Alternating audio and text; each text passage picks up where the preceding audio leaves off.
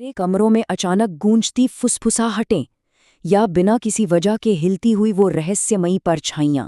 कमाल है ना। सदियों से भूतों और आत्माओं की इन कहानियों ने हमारे इंसानी दिमाग को कैसे उलझा कर रखा है। आज की इस दिलचस्प पड़ताल में हम इन खौफनाक मिथकों और सिनेमाई डर की परतों को हटाएंगे। हम बिल्कुल गहराई में जाकर ये समझेंगे कि आखिर इस अंधेरे के पीछे का असली मनोवैज्ञानिक और वैज्ञानिक सच क्या है। चलिए सीधे 1989 की एक बहुत ही मशहूर और अजीबोगरीब घटना से शुरुआत करते हैं। जयपुर का एक पुराना महल, जहां लेके नाम की एक फिल्म की शूटिंग चल रही थी। फिल्म पूरी तरह से भूत प्रेत पर ही आधारित थी। दिन भर की थकान के बाद रात के सन्नाटे में जब बॉलीवुड स्टार डिम्पल कपाड़िया अपने बिस्तर पर सोने गई तो उन्हें सच में लगा कि पास में कोई है।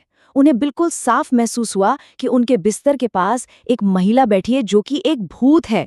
और ध्यान दीजिए, ये कोई मनगढ़ंत कहानी नहीं थी, बल्कि उन्हें वास्तव में ऐसा महसूस हुआ था।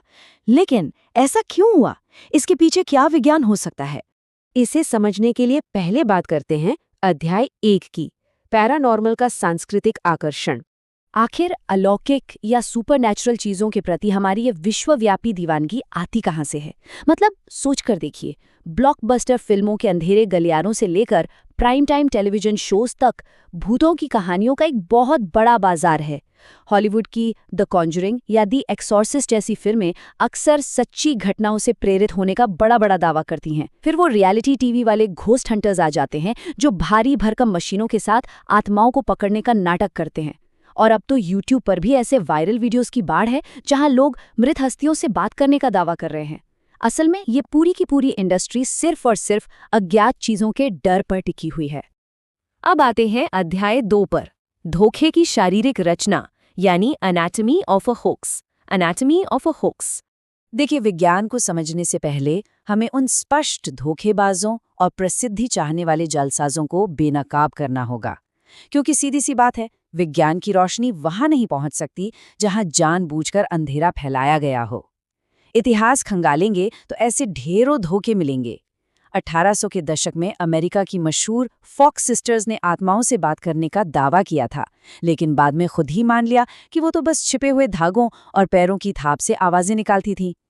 1970 के दशक का वो मशहूर एमिटीविल हॉन्टिंग केस, जिस पर इतनी फिल्में बनी, वो महज किताब और फिल्म की डील के लिए गढ़ा गया एक कोरा झूठ था। और आज भी ये सब थमा नहीं है। कुछ यूट्यूबर्स तो सुशांत सिंह राजपूत जैसे दिवंगत अभिनेताओं के पुराने ऑडियो क्लिप्स को मैनिपुलेट करके आत्मा से बातचीत का झूठा दावा तक कर देते हैं। ये सब सिर्फ और सिर्फ पैसे कमाने के आसान तरीके हैं। तो फिर आगे बढ़ते हैं अध्याय 3 की तरफ, डर का मनोविज्ञान। लेकिन जरा सोचिए, क्या हो अगर लोग झूठ नहीं बोल रहे हों? क्या हो अगर उन्हें सच में लगे कि उन्होंने कुछ देखा या महसूस किया है? यह हिस्सा सच में बहुत दिलचस्प है, क्योंकि ये हमारे ही दिमाग की जटिलताओं को खोल कर रख देता है। हॉलीवुड की मशहूर फिल्म वेरोनिका को ही ले लीजिए। फिल्म में दिखाया गया है कि कैसे एक लड़की ओइजा बोर्ड के जरिए शैतान के कब्जे में आती है और सिर्फ 3 दिनों में तड़प तड़प कर मर जाती है। लेकिन जिस असली लड़की स्टेफिनिया पर यह कहानी आधारित है, उसकी सच्चाई बिल्कुल अलग थी। वास्तव में उसे कोई शैतान नहीं चुंबड़ा था। उसे एक अज्ञात मनोवैज्ञानिक बीमारी थी और दौरे पड़ते थे, जिसके कारण कई महीनों के लंबे संघर्ष के बाद बहुत ही दुखद तरीके से उसकी जान चली गई। अब आप शायद सोचें कि ठीक है, एक इंसान को भ्रम हो सकता है, लेकिन अगर पूरा का पूरा परिवार एक साथ भूत देखने का दावा करे, तब क्या? विज्ञान के पास इसका भी जवाब है। इसे मास साइकोजेनिक इलनेस या शेयर्ड साइकोटिक डिसऑर्डर कहते हैं।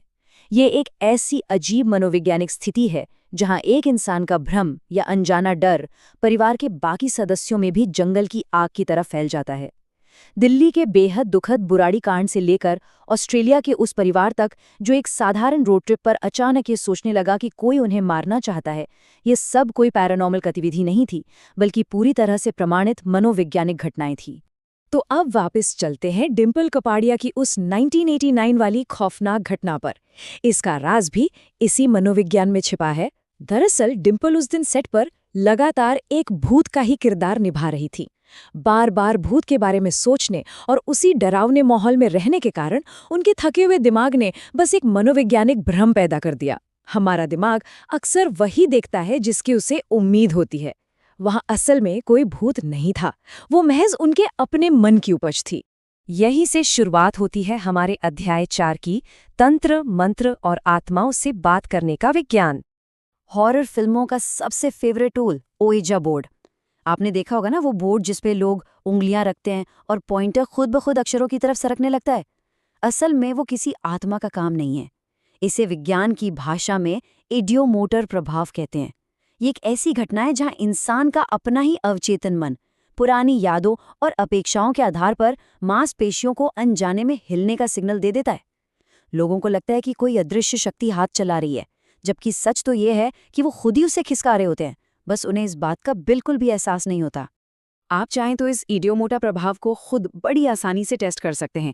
एक साधारण सा पेंडुलम लीजिए, मतलब किसी धागे से बंधा हुआ कोई छोटा सा वजन, उसे हाथ में पकड़कर पूरी तरह स्थिर रखिए। अब बिना हाथ हिलाए बस दिमाग में पूरी शिद्दत से ये सोचिए कि वो गोल गोल घूम रहा है। थोड़ी ही देर में आप देखेंगे कि पेंडुलम सच में घूमने लगेगा। कोई जादू नहीं है ये, आपका दिमाग आपके हाथों में इतने सूक्ष्म मूवमेंट्स, माइक्रो मूवमेंट्स पैदा कर देता है कि आपको पता भी नहीं चलता। लेकिन इसका सबसे जबरदस्त और पक्का वैज्ञानिक सबूत है the blindfold test. The blindfold test. जब उइजा बोर्ड चलाने वालों की आंखों पर पट्टी बांध दी जाती है तो जानते हैं क्या होता है? उनके द्वारा बुलाई गई वो कथित आत्माएं अचानक स्पेलिंग भूल जाती हैं, पॉइंटर इधर उधर भटकने लगता है और बिल्कुल बेतुकी बातें लिखने लगता है। ऐसा क्यों?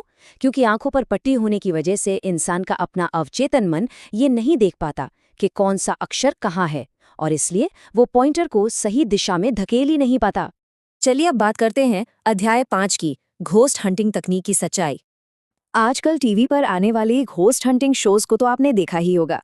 उनके पास कितने भारी भरकम हाईटेक गैजेट्स होते हैं, है ना? वो अक्सर इंफ्रारेड कैमरों पर लाल पीले धब्बे दिखाकर दावा करते हैं कि देखिए, ये किसी आत्मा की गर्मी है। लेकिन जरा विज्ञान का चश्मा लगाकर देखिए। इंफ्रारेड कैमरे दरअसल तापमान का फर्क पकड़ते हैं। अगर कोई इंसान कुर्सी पर बैठकर अभी अभी उठा है तो उसके शरीर की गर्मी वहां रह जाती है, या फिर कोई गीले पैरों से चला हो तो वो निशान थर्मल कैमरे में अलग रंग में चमकते हैं, और बस टीवी पर इसे भूतिया पैरों के निशान बताकर बेच दिया जाता है। और हाँ, वो ईएमएफ मीटर वाली रहस्यमयी बीप बीप, उसे कैसे भूल सकते हैं? शो में इसे आत्मा की मौजूदगी बताया जाता है, जबकि सच्चाई बहुत ही बोरिंग है। कोई भी साधारण इलेक्ट्रॉनिक चीज जो इलेक्ट्रोमैग्नेटिक तरंगे छोड़ती हैं, जैसे आपका सेल फोन, कैमरा, बैटरी या यहाँ तक कि एक साधारण कंप्यूटर माउस भी इस मीटर की सुई को नचा सकता है। मोशन सेंसर की बात करें तो किसी पुरानी इमारत में अगर एक चूहा भी दौड़ जाए तो वो चालू हो जाते हैं और उसे बड़ी आसानी से सुपर नेचुरल कह दिया जाता है। अब सवाल ये उठता है कि जब सच्चाई इतनी सीधी है तो मीडिया वाले ये सब दिखाते क्यों हैं? जवाब बहुत ही आसान है। टीआरपी, डरावने म्यूजिक और भयंकर वीएफएक्स के साथ अंधविश्वास को परोसने से दर्शक खिंचे चले आते हैं। विज्ञान और तार्किकता की शांत, सुलझी हुई बातें शायद उतना मसाला नहीं दे पाती। तो अंत में हमें खुद से एक बहुत ही अहम सवाल पूछना होगा। एक अच्छी, डरावनी हॉरर फिल्म का मजा लेना तो बिल्कुल ठीक है, लेकिन ये हानि रहित मनोरंजन कब एक सीमा पार कर जाता है? ये कब महज डरने के मजे से बदलकर कमजोर इंसानी मनोविज्ञान के खतरनाक शोषण का रूप ले लेता है? अगली बार जब कोई पर्दा हिले या अंधेरे में कोई परछाई दिखे तो डरने से पहले गहरी सांस लीजिएगा और याद रखिएगा, हो सकता है इसके पीछे कोई भूत नहीं बल्कि सिर्फ विज्ञान हो। Subscribe to Nexaradox for more amazing contents. Don't forget to like and share.